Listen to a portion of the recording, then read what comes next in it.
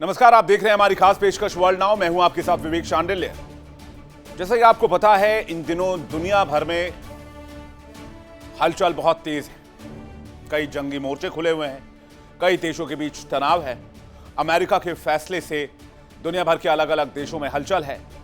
World now में हम आपको दिखाते हैं हर एक अपडेट, हर एक डिटेल, पूरी दुनिया में क्या इस वक्त घट रहा है। वर्ल्ड नाउ में जिन खबरों की आज हम बात करने वाले हैं उसकी एक झलक आपको दिखा देते हैं जल्दी से। सबसे पहले बात होगी इजराइल वर्सेस ईरान की। पश्चिम एशिया एक बार फिर बारूद के ढेर पर खड़ा है। मिडिल ईस्ट उबल रहा है। इजराइल ने ईरान पर अकेले सैन्य कार्रवाई का प्लान तैयार कर लिया है। इस इरादे का सीधा मैसेज अमेरिका तक पहुंचा दिया गया है। ईरान का मिसाइल प्रोग्राम अब सिर्फ चिंता नहीं बल्कि टकराव की वजह बनता जा रहा है। इजराइल ने अमेरिका को कहा है कि ईरान बैलिस्टिक मिसाइलों पर हमारी तय की गई रेड लाइन को पार करता है तो हम अकेले ईरान पर अटैक कर देंगे। सवाल यह है, क्या इजराइल बगैर अमेरिका के मैदाने जंग में उतरेगा? और अगर ऐसा हुआ तो क्या इजराइल ईरान को अकेले पस्त कर सकता है? क्या यह सिर्फ दो देशों की जंग होगी या इजराइल वर्सेस पूरे मिडिल ईस्ट इस जंग की आग में झुलसेगा? डिटेल बताएंगे आपको इस खबर की और एक एक जानकारी आपके सामने रखेंगे कि आखिर मोसाद का ये सीक्रेट प्लान क्या है। फिर वर्ल्ड नाउ में बात करेंगे ईरान की। अमेरिका की सैन्य धमकियों के सामने झुकने के मूड में ईरान नहीं दिख रहा है। वॉशिंगटन की सैन्य तैनाती, दबाव और चेतावनियों पर तेहरान ने दो टूक जवाब दे दिया है। ईरान ने साफ साफ कह दिया है कि यूरेनियम एनरिचमेंट वो नहीं रोकेगा। चाहे कितना भी प्रेशर अमेरिका बना ले, वो यूरेनियम एनरिचमेंट करता रहेगा, यानी कि वो परमाणु हथियार बनाएगा। सीधा सीधा मैसेज है। तो जाहिर सी बात है, अमेरिका और ईरान आमने सामने टकराव की ओर बढ़ रहे हैं और ईरान की जिद का असर पूरी दुनिया की सुरक्षा और कूटनीति पर हो सकता है। फिर अगली खबर में हम आपको दिखाएंगे वर्ल्ड नाउ में अमेरिका की वो खबर जिसने डोनाल्ड ट्रंप को हिलाकर रख दिया है। डोनाल्ड ट्रंप ने टैरिफ को हथियार बनाकर पूरी दुनिया को दबाने की कोशिश की, ब्लैकमेल करने की कोशिश की, लेकिन अब वही वसूला गया टैरिफ अमेरिका के लिए बहुत भारी पड़ता दिख रहा है। जिस टैरिफ पॉलिसी के जरिए डोनाल्ड ट्रंप ने चीन से लेकर यूरोप तक, भारत से लेकर दुनिया भर के अलग अलग देशों तक, दोस्तों से लेकर दुश्मनों तक सबको परेशान किया, अब उसी टैरिफ की वजह से डोनाल्ड ट्रंप एक बहुत बड़ी मुसीबत में घिर गए हैं। एक तरफ तो दुनिया भर के देशों से अमेरिका के रिश्ते बिगड़ते चले गए, ट्रेड वॉर की आग भड़की और उसकी सीधी मार अमेरिका की आम जनता पर पड़ी। महंगाई बढ़ी, नौकरियां घटी, नाराजगी सड़कों तक पहुंच गई। हालात ऐसे हैं कि अमेरिका का सुप्रीम कोर्ट भी ट्रंप के खिलाफ ही खड़ा नजर आता है। कानूनी अड़चनें अलग से हैं, राजनीतिक दबाव तेज है और ट्रंप जिस नीति को अभी तक अमेरिका की ताकत समझ रहे थे, अपनी ताकत समझ रहे थे, वही उनकी सबसे बड़ी कमजोरी बन चुकी है। कैसे टैरिफ पर डोनाल्ड ट्रंप को झटका लगा है और क्या डोनाल्ड ट्रंप को दुनिया भर से वसूले गए पैसे वापस करने पड़ेंगे, इंक्लूडिंग इंडिया? जानेंगे इस खबर को डिटेल से। फिर वर्ल्ड नाउ में आज बात दुनिया के सबसे बड़े सपने देखने वाले शख्स की, टेस्ला और स्पेसएक्स के सीईओ इलॉन मस्क की बात करेंगे। इलॉन ने क्लेम किया है कि अगले 10 सालों में वो चांद पर इंसानी बस्ती बसा देंगे। मंगल ग्रह से पहले अब उनकी नजर चांद पर इंसानी बस्ती बसाने की है। एक ऐसा शहर जिसे मून सिटी के नाम से जाना जाएगा। वर्ल्ड नाउ में समझेंगे इलॉन के इस ड्रीम के बारे में, इस प्लान के बारे में और डिटेल आपको बताएंगे कि डिटेल क्या है, कैसे इलॉन मस्क चांद पर एक इंसानी शहर बसाना चाहते हैं, इंसानी बस्ती बसाना चाहते हैं। तो चलिए शुरुआत करते हैं और देखते हैं वर्ल्ड नाउ। ईरान और अमेरिका के बीच तनातनी के बीच इजराइल का सब्र जवाब दे रहा है। ऐसा लग रहा है कि अमेरिका से पहले कहीं इजराइल ईरान पर अटैक ना कर दे। जी हां, जो सबसे बड़ी खबर है आज की वो यही है, इजराइल की ओर से अमेरिका पर ईरान के मिसाइल कार्यक्रम को रोकने का दबाव बढ़ा दिया गया है। इजरायली रक्षा अधिकारियों ने अमेरिकी अधिकारियों से कहा है कि ईरान का बैलिस्टिक मिसाइल प्रोग्राम इजराइल के वजूद के लिए खतरा है। ऐसे में ईरान का मिसाइल कार्यक्रम हर हाल में रोका जाना चाहिए। यानी इजराइल को डर लग रहा है कि ईरान अपने बैलिस्टिक मिसाइल प्रोग्राम से इजराइल को बहुत जबरदस्त नुकसान पहुंचा सकता है। इजरायली अफसरों ने साफ तौर पर कह दिया है कि अगर अमेरिका की ओर से ईरान के खिलाफ एक्शन नहीं लिया जाता है, यानी कि ईरान पर हमला नहीं किया जाता है, तो आईडीएफ अकेले तेहरान पर हमले की शुरुआत कर सकती है। यानी कि इजरायली डिफेंस फोर्स इस जंग की शुरुआत कर सकती है। इजरायली वेबसाइट जेरूशलम पोस्ट ने सुरक्षा सूत्रों के हवाले से बताया है कि ईरान के मिसाइल इंफ्रास्ट्रक्चर को खत्म करने पर इजराइल के अफसरों ने डोनाल्ड ट्रंप प्रशासन से बातचीत की है। और एक और महत्वपूर्ण point, Israeli PM Benjamin Netanyahu US में, और वो इस बात की जानकारी देने के लिए गए हैं कि अगर अमेरिका ईरान पर एक्शन नहीं लेता है तो फिर इजराइल वेट नहीं करेगा। इजराइल के सैन्य अधिकारियों ने अमेरिकी अफसरों से ईरान की मिसाइल मैन्युफैक्चरिंग साइट पर हमला करने पर जोर दिया है। इजराइल का साफ तौर पर कहना है कि ईरान के जितने भी मिसाइल साइट्स हैं, मिसाइल साइलोज हैं, उन पर फौरन अटैक की शुरुआत की जानी चाहिए। ऐसा ना हो कि बहुत देर हो जाए। इजरायली अफसरों की ओर से अमेरिकी अधिकारियों को कहा गया है कि ईरान बैलिस्टिक मिसाइलों पर हमारी तय की गई रेड लाइन को पार कर चुका है और अब वक्त आ चुका है कि इजराइल ईरान पर अकेले हमला कर दे। इजराइल लगातार ईरान के अंदर हो रहे डेवलपमेंट पर नजर रख रहा है। खतरे की सीमा अगर एक कदम और आगे बढ़ी तो इजराइल बिना किसी झिझक के ईरान पर अटैक कर सकता है। और यह कोई कोरी धमकी नहीं है। मिडिल ईस्ट में अगले संघर्ष की जमीन तैयार कर दी गई है। आप जरा 25 जून 2025 की तारीख याद कीजिए और यह देखिए वो तस्वीर। अब जरा मैं फुल स्क्रीन आपको यह तस्वीर दिखाना चाहता हूं। यह जो तस्वीर है यह इजराइल में अटैक की तस्वीर है, जब खुर्रम शहर 4 मिसाइल से इजराइल के शहरों को निशाना बनाया गया। ईरान इजराइल के बीच 12 दिन तक भीषण युद्ध चला था, जिसकी तस्वीर इस वक्त आप देख रहे हैं। किस तरह से ईरानी मिसाइलों की बारिश हो रही थी और इजराइल का iron dome defence system, air defence system धरा का धरा रह गया था। यह तस्वीर इस वक्त जो आप देख रहे हैं वो इजराइल पर ईरानी हमले की तस्वीर है, जहां एक एक मिसाइल इजराइल पर कहर बनकर टूट रहा था। 12 दिन तक चले इस भीषण युद्ध के बाद युद्ध विराम का पहला पूर्ण दिन था 25 जून। यह युद्ध 13 जून 2025 को इजराइल द्वारा ईरान के परमाणु ठिकानों पर किए गए ऑपरेशन राइजिंग लॉयन के साथ शुरू हुआ था, जब ईरान ने अपने बैलिस्टिक मिसाइलों का दरवाजा खोल दिया था इजराइल पर अटैक के लिए और खुर्रम शहर 4 मिसाइल का इस्तेमाल किया था। तब इजराइल राइजिंग लॉयन 2.0 की रणनीति पर अब काम कर रहा है, जिसके हिसाब से ईरान में नई लिस्ट, नए टारगेट और पहले से ज्यादा आक्रामक प्लान। लेकिन उससे पहले सबसे बड़ा सवाल कि ईरान के बैलिस्टिक मिसाइल से इजराइल को कौन बचाएगा? क्या थर्ड एयर डिफेंस सिस्टम से इजराइल की रक्षा हो पाएगी?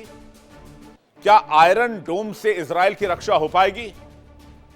क्योंकि 2025 में इजराइल का एयर डिफेंस धराशायी हो गया था और इस बीच युद्ध की उल्टी गिनती और ईरान और इजराइल की बड़ी प्लानिंग। बेंजामिन नेतन्याहू ट्रंप से मुलाकात करना चाहते हैं। अमेरिका में ट्रंप और नेतन्याहू की मुलाकात होगी। कहा जा रहा है कि ईरान पर हमले की तारीख इसी समय तय की जा सकती है। ईरान में हो रहे हर नए सैन्य गतिविधि पर नजर है। इजराइल की खुफिया एजेंसी मोसाद बहुत बारीकी से इस वक्त ईरान में चल रहे हलचल को मॉनिटर कर रहा है। इजरायली सेना ने छिपकर एक बेहद खतरनाक रणनीति बनाई है, जो ईरान के परमाणु कार्यक्रम को तहस नहस कर सकती है। इजरायली एयरफोर्स और इंटेलिजेंस के शीर्ष अधिकारियों के बीच हुई गोपनीय बैठक में इस हमले की रूपरेखा को अंतिम रूप दिया जा चुका है। लेकिन इजराइल इतना उतावला क्यों है ईरान पर हमला करने के लिए? क्योंकि ईरान का मिसाइल प्रोग्राम इजराइल के वजूद के लिए खतरा है। और जब अमेरिका ईरान पर अटैक करने के लिए अभी तक प्लान कर रहा है। दो दो तीन तीन जंगी बेड़े लगाने के बावजूद अमेरिका ईरान पर अटैक नहीं कर पाया है। तो क्या इजराइल का ईरान पर अटैक करना ठीक रहेगा? इस बात को समझेंगे, लेकिन पहले प्लान क्या है पहले यह समझते हैं। आइए देखते हैं। इजरायली सेना ने हमले की रणनीति बना ली है, ऐसी जानकारी मिल रही है। इजरायली एयरफोर्स और इंटेलिजेंस चीफ के बीच बैठक भी हुई है। परमाणु ठिकानों को निशाना बनाने की तैयारी की जा रही है। ईरान के फोर्डो परमाणु संयंत्र पर हमला कर सकता है इजराइल, और ईरान में ग्राउंड ऑपरेशन भी हो सकता है। लेकिन बूट्स ऑन ग्राउंड ऑपरेशन शुरू करने के लिए बहुत बड़ी ताकत चाहिए होगी। ईरान का टेरेन बहुत आसान नहीं है, और याद रखिए ईरान गुरिल्ला वॉरफेयर में बहुत माहिर है, जिससे वो हूती और हिजबुल्लाह जैसे संगठनों को ट्रेनिंग भी देता है। इसलिए बूट्स ऑन ग्राउंड अगर हुआ, यानी कि सेना अगर उतरी, अमेरिका और इजराइल की सेना अगर ईरान में गई, तो फिर वहां से एग्जिट इतना आसान नहीं होगा। ईरानी हमलों का सामना करना इतना आसान नहीं होगा। लेकिन इजरायली एयरफोर्स का दावा है कि हमला पूरी तरह से सटीक और बड़ी कार्रवाई होगी। इंटेलिजेंस चीफ की सूचना के मुताबिक यह ऑपरेशन हाई प्रिसिजन ड्रोन और स्टेल्थ टेक्नोलॉजी के जरिए अंजाम दिया जाएगा, ताकि ईरान को जवाबी कार्रवाई करने का मौका ना मिल सके। लेकिन इससे पहले ईरान ने अपनी पूरी तैयारी कर ली है, क्योंकि ईरान ने कहा है कि अगर आपको लगता है तो आप हमला करके देखिए, फिर ईरान पलटवार करेगा। और उसके बाद इजराइल के साथ साथ जितने अमेरिकी बेस हैं, चाहे वो टेम्पररी हो चाहे वो परमानेंट हो, एक भी सुरक्षित नहीं रहेगा। ये ईरान की भाषा है। तो क्या इजराइल ग्राउंड पर ऑपरेशन शुरू करेगा, ईरान में कमांडो उतारेगा? खबर तो यही है। कह रहे हैं मोसाद के एजेंट कमांडो उसको गाइड करेंगे, न्यूक्लियर सेंटर तक ले जाएंगे। परमाणु ठिकानों पर रेड की भी प्लानिंग है। सुरंग में घुसेंगे कमांडो और सैनिक एनरिच्ड यूरेनियम को जब्त करेंगे और फिर वहां से वापस हो जाएंगे। यह प्लान इजराइल ने बनाया है। लेकिन यह प्लान सुनने में जितना आसान है, इसको एग्जीक्यूट करना उतना ही मुश्किल है। यह लोहे के चने को चबाने जैसा होगा इजराइल और अमेरिका के लिए, क्योंकि ईरान में घुसना आसान है, वहां से निकल पाना बहुत मुश्किल है, या यूं कहिए कि नामुमकिन है। इसलिए फर्स्ट ऑप्शन यह होगा कि स्टेल्थ फाइटर जेट का इस्तेमाल करेगा इजराइल और ईरान के परमाणु ठिकानों को टारगेट करेगा, जिसमें कि फोर्डो है, नतांज है, इस्फहान है, बुशहर जैसे अहम परमाणु ठिकाने हैं। समंदर में तैनात इजरायली सबमरीन क्रूज मिसाइल से अटैक हो सकता है।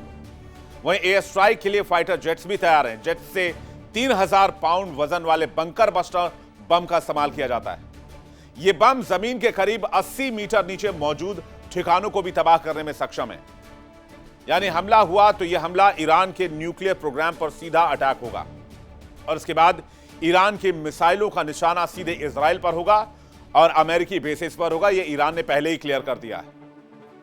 और यही वजह है कि अमेरिका इतनी ताकत लगाने के बावजूद अभी तक सोच रहा है कि ईरान पर हमला करे या ना करे। वह अभी भी ईरान पर दबाव बना रहा है, कह रहा है आप बातचीत की टेबल पर आ जाइए। इधर इजराइल के अधिकारियों ने जोर देकर कहा है कि उनका देश ईरान पर कार्रवाई करने के लिए स्वतंत्र है, क्योंकि ईरान को इतने बड़े पैमाने पर रणनीतिक हथियार सिस्टम बनाने की इजाजत नहीं दी जा सकती है। यह इजराइल के अस्तित्व के लिए खतरा हो सकता है, और इजराइल अपने लिए खतरा पैदा होने से पहले ही हमला करेगा, यह बात तय माना जा रहा है। अब आपको ईरान और इजराइल की जंग के बारे में एक और बात बताते हैं। ईरान और इजराइल की दुश्मनी कोई अचानक भड़की चिंगारी नहीं है, यह दशकों से सुलगती हुई एक आग है। ईरान की न्यूक्लियर एम्बिशन इजराइल के लिए डायरेक्ट थ्रेट है, यह इजराइल का मानना है। जबकि ईरान यह कहता है कि दुनिया भर में जितने भी देशों ने परमाणु हथियार बनाए हैं, उसमें से आज तक किसी ने परमाणु हथियार का इस्तेमाल नहीं किया। यह वेपन ऑफ डेटरेंस है, उसकी संप्रभुता के लिए जरूरी है। और इजराइल का साफ मानना है कि अगर ईरान ने परमाणु हथियार बना लिया तो उसका अस्तित्व दांव पर लग जाएगा। ईरान सिर्फ परमाणु कार्यक्रम तक सीमित नहीं है, वो हमास और हिजबुल्लाह जैसे आतंकी संगठनों को खुला समर्थन देकर इजराइल को चारों तरफ से घेरने की रणनीति पर काम करता है। ईरान एक प्रॉक्सी वॉर लड़ रहा है, जिसमें मिसाइलें कम हैं और प्लानिंग ज्यादा है। इजराइल और ईरान की दुश्मनी की जड़ 1979 की ईरानी इस्लामिक रेवोल्यूशन में छिपी हुई है, जब ईरान ने इजराइल को दोस्त से दुश्मन बना लिया और इजराइल का सफाया वैचारिक नीति बना ली। तब से मिडिल ईस्ट एक बारूद की ढेर पर बैठा है, जहां एक चिंगारी पूरी दुनिया को, पूरे मिडिल ईस्ट को युद्ध में झोंक सकती है। जो सबसे बड़ा रीजन है ईरान और इजराइल के बीच दुश्मनी का, वो रीजन है ईरान का परमाणु कार्यक्रम, जिसे किसी भी कीमत पर ईरान छोड़ने के लिए तैयार नहीं है। इजराइल को आशंका है कि ईरान परमाणु हथियार बना चुका है या बनाने के बेहद करीब है।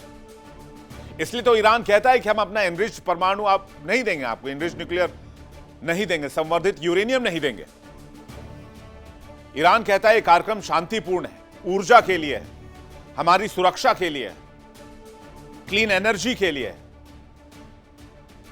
दोनों देशों के बीच धार्मिक और वैचारिक मतभेद भी हैं।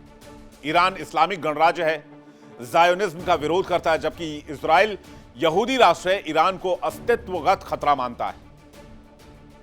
इस इलाके में क्षेत्रीय प्रभुत्व की प्रतिद्वंद्विता भी है। मिडिल ईस्ट में प्रभाव बढ़ाने की होड़, सीरिया, लेबनान, खाड़ी क्षेत्र अहम मैदान है इस जंग के। ईरान का प्रॉक्सी समूहों को समर्थन करना भी इजराइल को ठीक नहीं लगता है, क्योंकि ईरान हिजबुल्लाह, हमास, हूती जैसे गुटों का समर्थन करता है। इजराइल इन संगठनों को खतरे के तौर पर मानता है और इसलिए एक ऐतिहासिक दुश्मनी दोनों देशों के बीच बन जाती है। 1979 के इस्लामिक रेवोल्यूशन के बाद दोनों देशों के रिश्ते टूट गए और तब से दोनों देशों में खुला टकराव है, आमने सामने की लड़ाई, सांप नेवले जैसी दुश्मनी है दोनों देशों के बीच।